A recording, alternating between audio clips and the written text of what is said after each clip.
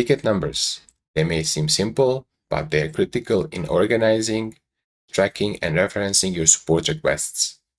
In Plumsail HelpDesk, you can go beyond the default numbering and fully customize ticket IDs to match your internal workflows. Hi, I'm Borko from Plumsail. Today's topic, customizing ticket numbering in SharePoint HelpDesk. Alright, let me show you how it's done. By default, every ticket is assigned a number using the ID counter token, like the one you can see on the screen. And your tickets are numbered something like 1, 2, 3, and so on. You will see these ticket numbers in email notifications, on the ticket view and edit forms, and throughout your ticket list views.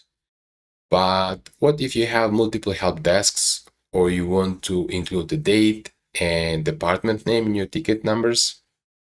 That's where customization comes in. To configure it, head to the settings page using the left-hand side menu and click on ticket numbering. This is where you'll find your current numbering formula and where you can start making changes. For example, let's say you have two different help desks, one for IT department and another one for HR department. You can add a prefix to distinguish tickets by department, and at the moment my help desk is an IT help desk, but I can easily change these ticket IDs in this help desk by simply changing the prefix.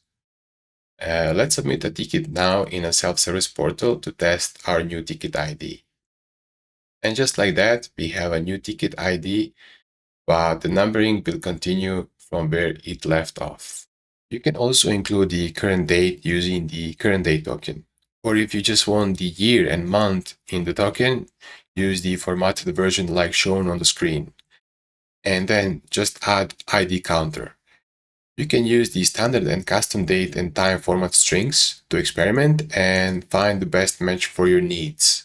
This makes it easier to group tickets by time period and track volume trends in your reports. Custom ticket numbers give you more clarity, better organization, and can even help segment reports across your departments. I'm sure you will have plenty of use for this HelpDesk feature. But here's something to keep in mind. In the advanced settings section, you will see the current ID counter and an option to reset it to 0. But be careful. Resetting this counter to 0 is only recommended when moving from test environment to production environment.